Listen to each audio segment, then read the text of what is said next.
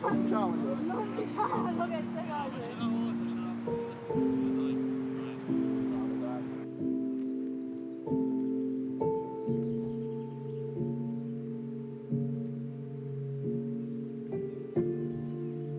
So I think we can.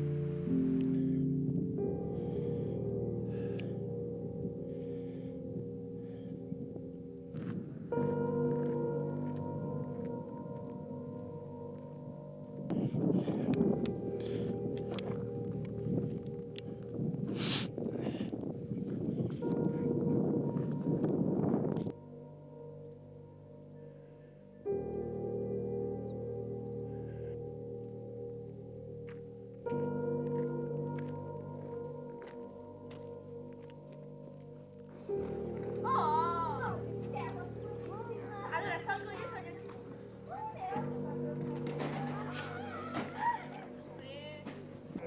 Cos'è? Una settimana di giorni?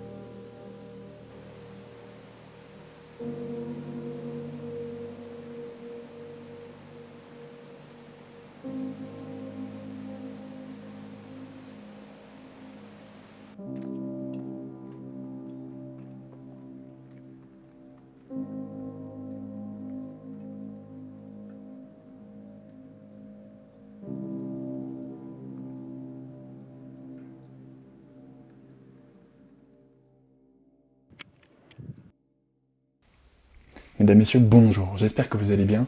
Je te remercie d'avoir regardé cette vidéo. Pour cette série de vidéos autour de mon road trip direction la Slovénie, je voulais quelque chose d'un petit peu différent. Déjà quelque chose de très calme, et surtout quelque chose de très facile à faire. Ce que j'ai fait, c'est que d'habitude, je prends mon appareil pour prendre des photos pendant ma randonnée. Là, j'ai tout simplement décidé de filmer ma randonnée.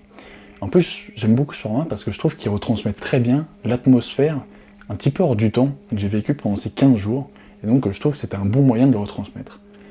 Autre point, je voulais tout simplement te montrer un petit peu comment j'en étais arrivé ici. Dans quel cas tu voudrais refaire ce road trip, j'ai trouvé que ça pourrait être intéressant, donc ce que je te propose c'est qu'on passe juste derrière à mon bureau et puis je t'explique tout ça.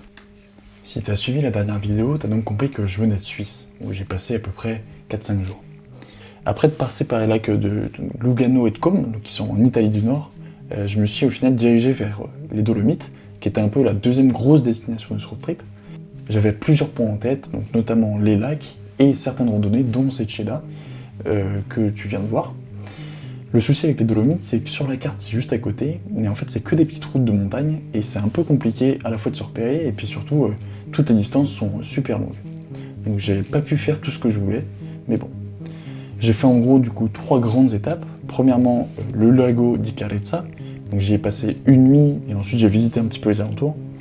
Ensuite, on a eu Seccheda, donc ce que tu viens de voir, où là j'ai fait une grosse randonnée, et puis ensuite j'ai dû bouger, parce qu'en gros c'était un peu compliqué de bivouaquer dans le coin. Et enfin, du coup, j'ai fait le lago di Bre, donc c'est un petit peu l'attraction touristique des Dolomites, c'est la petite cabane et puis les petites barques.